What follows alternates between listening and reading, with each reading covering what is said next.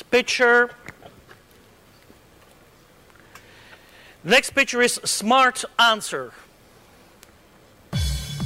So please roll in the board.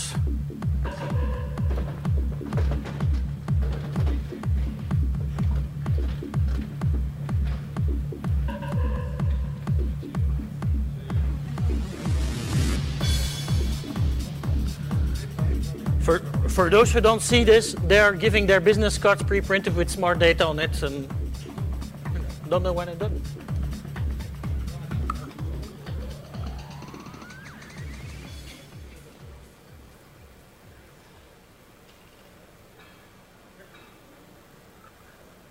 Imagine this. On Monday afternoon, there was one grey old guy coming into our office, his real story, and he said, I'm going to set up banking business in the Middle East, and I need data. I need true payment regulation data, transaction data, what's going on in that area. Even though I'm old and grey, I can't wait half a year with a solution. So you guys have to come up with something new and something really fast. So we were working with our team on a business model to make that work. And we thought, we need to come with a new solution, and that's called SmartAnswer. And SmartAnswer is a socially proved and globally validated data source. And it consists of 4 layers. One is, we have all the automated data that's available on the web. Next to that, we have the semantic technology that's really clever and intelligent to get the right information out there.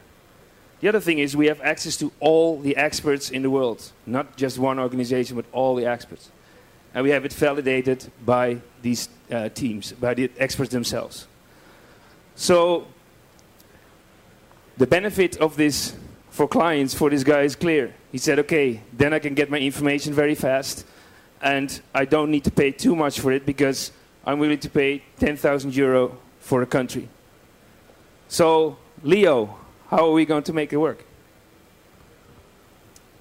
We will marriage 2 important things. The one is the global knowledge out in the cloud, and the people who contribute to this knowledge. So we have a process that crawls, that brings the web knowledge together in a handleable form.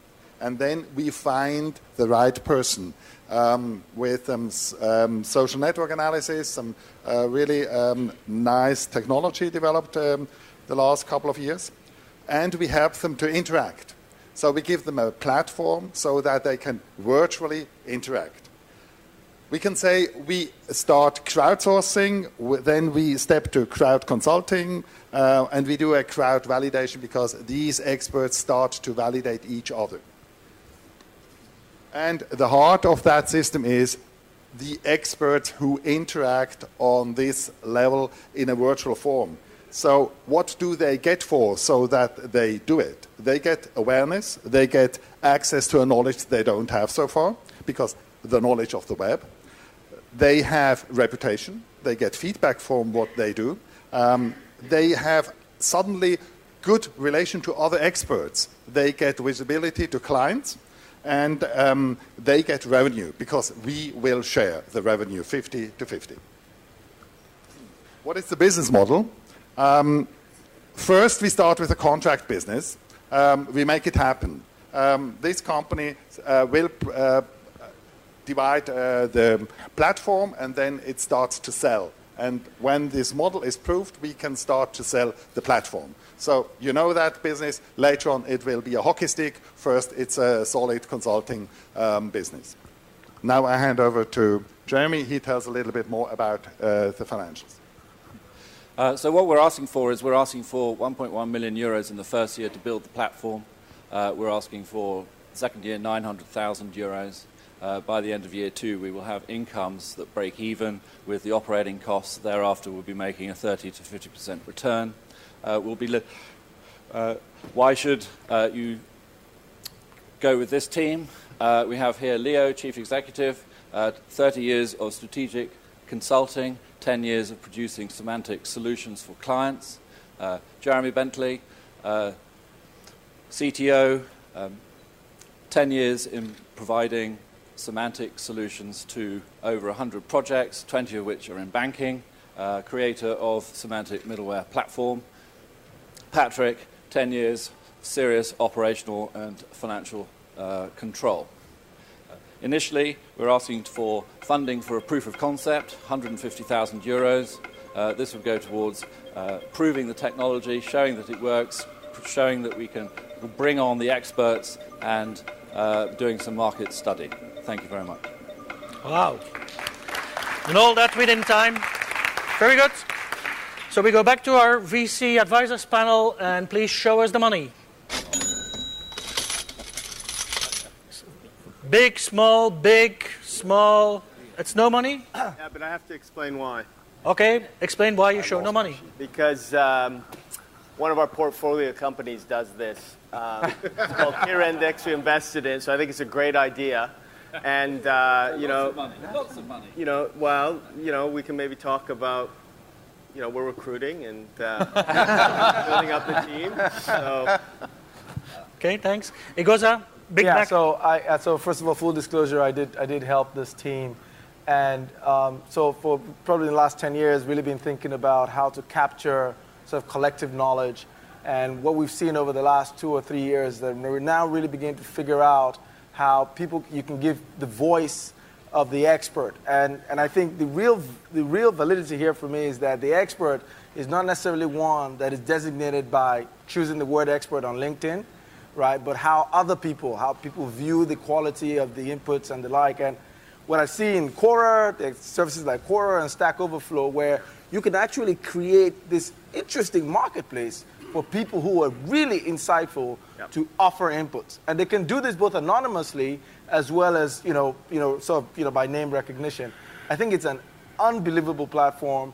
I think, with the access of, mobile and the like, people can be pinged by these questions. They can respond quickly. It really elevates a lot of the hidden information that is sort of within people's minds. Social validation. Right? And the social validation. I think it's just a humongous idea. And I also know definitely that you can do this. Yep.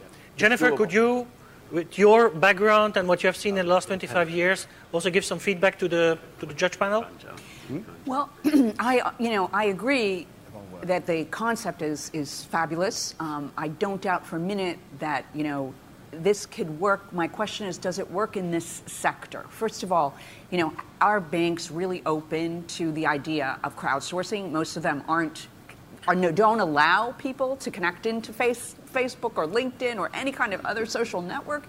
The people who hold this information today, earn a lot of money from keeping it very, very, private. So are they really going to be willing to give this up for free? So those are the barriers I see. No interaction. No interaction with the venture. It's the jury, up to the jury. So Peter, I just wanted to add very quickly. So if you want to see this in action, there's a website called Quora. But in fact, but this isn't Quora. No, it isn't. Quora is lovely, but Quora is also free. Right. Okay, I'm going to break in. So see Quora, and the judge panel ask questions to the. I've got a question. It seems to me that you tried to create a Wikipedia for banking information. The only difference is that Wikipedia is for free, and this one isn't. Now, going forward, all the information is available and is free now. It's just difficult to obtain, and I wonder where the price you're going to charge the people that want to have that information, that's a sustainable model going forward. Well, the gentleman who started us said, I'm willing to pay 10,000 euro per country. I need 5 countries, so about 50,000 countries for just one report, if the information is certified. And based on my experience with banks, yes, that's going to work. Because there is expertise out there they don't have in the walls. Yes, people are willing to contribute if they are recognized by reputation and by cashback. I understand that, but when you're really going forward, it's so easy now to obtain information. I think I work for a bank, and there are information I would have willing to be paid, let's say 10,000 or 20,000 euros in the past, a couple of years ago. Now I would just get it for free on the web. And that's what I struggle with this idea. I think it's a great idea, and I see there's a need for it at the moment. But going forward, I don't see this as being a sustainable model. What you get for free is an avalanche of data and not knowledge. That is the problem. To make out of this avalanche serious knowledge. And therefore, it needs the interaction with experts. First, structuring, and then get it, this structured data, this structured information, validated, certified by experts. 1 minute. Go ahead, Nazar. No, please, customer first. So just, I was saying. I'll go fast. Just so I'm clear, if I'm the world's expert on Arabic semantic intelligence, you're going to pay me for contributing my insight to SmartAnswer, and I will have a choice of getting paid through you or doing it without financial compensation through some other sharing community. Is that the model for contributors? Yeah.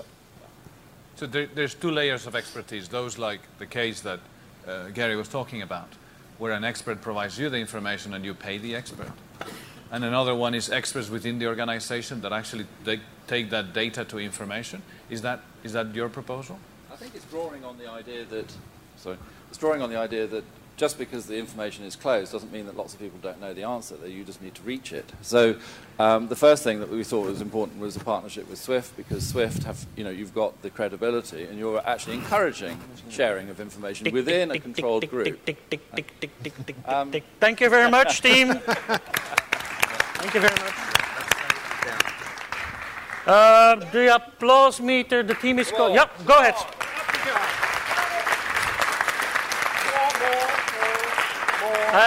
I think it's 6.5. I heard a 6.5. Agree? You agree? Yeah, it's a 6.5. 6.5. Okay. So thank you very much, SmartAnswer team. Let's move to the